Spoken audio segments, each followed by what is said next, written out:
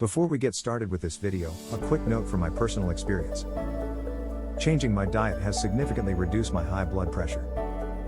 Research has shown that certain foods can lower blood pressure, both right away and in the long term.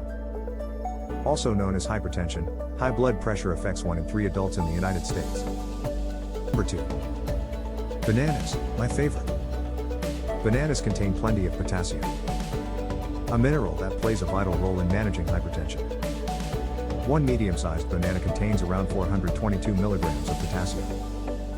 According to the American Heart Association, potassium reduces the effects of sodium and alleviates tension in the walls of the blood vessels. Adults should aim to consume 4,700 milligrams of potassium daily. Other potassium-rich foods include avocados, cantaloupe and honeydew melon, tuna and halibut.